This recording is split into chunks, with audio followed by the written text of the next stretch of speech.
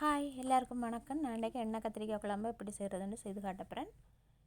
ஒரு mixie jar எடுத்து அதில் ஒரு பெரிய வெங்காயத்தை கட் பண்ணி போட்டு 7 உள்ளிப்பல், கருவேப்பிலை கொஞ்சம், சோம்பு 1/2 டீஸ்பூன், 1/4 டீஸ்பூன் சின்ன சீரகம் வெள்ளம் போட்டு அரைச்செடுக்கிறேன். அது அப்படி அங்கால இருக்கட்டுக்கும். அடுத்ததாக 7 கத்தரிக்காய் எடுத்து வச்சிருக்கிறேன். சின்னதான உருண்டை கத்தரிக்காய். எண்ணெய் கத்திரிக்காய் குழம்புக்கு இந்த கத்திரிக்காய் நல்லா இருக்கும்.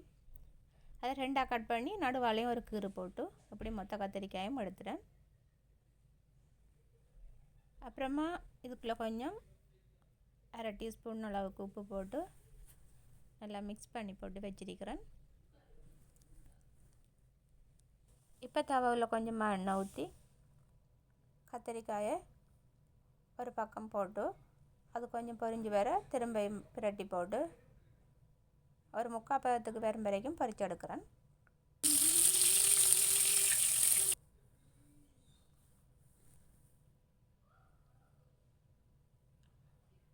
எப்பவும் நெருப்பை மீடியமாக வச்சுக்கோங்க.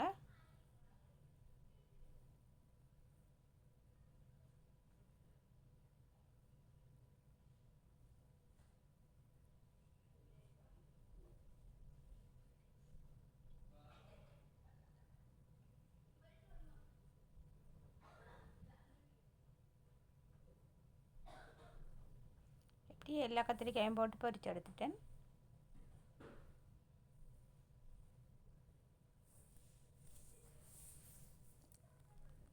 அப்புறமா தாய்ச்சி அடுப்பில் வச்சு நல்லெண்ணெய் யூஸ் பண்ணுறேன்னா நீங்கள் எந்த எண்ணெய் வேணுமென்றாலும் யூஸ் பண்ணலாம். எண்ணெய் சூடானதும் 1/4 டீஸ்பூன் வெந்தயம், 1/4 டீஸ்பூன் கடுகு, 1/4 டீஸ்பூன் சோம்பு, 1/4 டீஸ்பூனுக்கு கொஞ்சம் குறைய சின்ன சீரகம் இவ்வளவும் பொரிஞ்சு வர அப்புறமா ஒரு வெங்காயத்தை நான் சின்னதாக கட் பண்ணி வச்சிருக்கிறேன். இந்த வெங்காயத்தையும் போட்டு நல்லா மிக்ஸ் பண்ணிவிட்டு அப்புறமா கொஞ்சம் கருவேப்பிலை,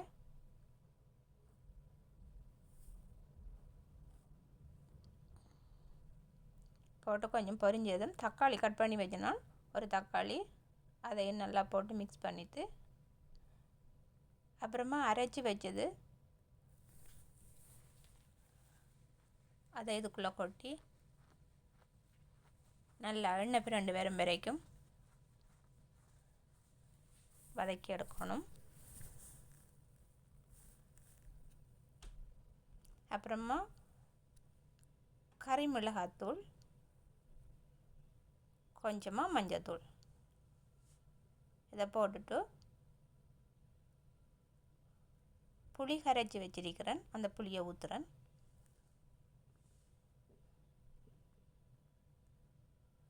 அப்புறமா ஒரு கப் தண்ணி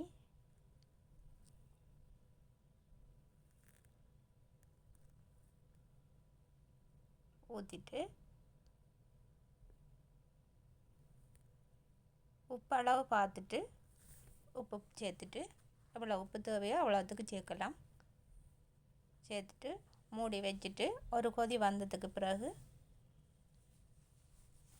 பொரிச்சு வச்ச கத்தரிக்காயை எடுத்ததுக்குள்ளே போட்டு கத்திரிக்காயெல்லாம் போட்டாச்சுது. இப்போ மூடி வச்சுட்டு ஒரு 8 to 10 நிமிஷம் வெயிட் பண்ணி இறக்குனா எண்ணெய் கத்திரிக்காய் குழம்பு ரெடி. அடுப்பை மட்டும் எப்போவும் மீடியம் அரிக்கிற மாதிரி பார்த்துக்கோங்க. சூப்பரான எண்ணெய் கத்திரிக்காய் குழம்பு ரெடி. நல்ல டேஸ்ட்டாக இருக்கும். ட்ரை பண்ணி பாருங்கள். ஓகே, இந்த வீடியோ பிடிச்சிருந்தால் லைக் பண்ணுங்கள். அடுத்த வீடியோவில் சந்திக்கிறேன். தேங்க்யூ.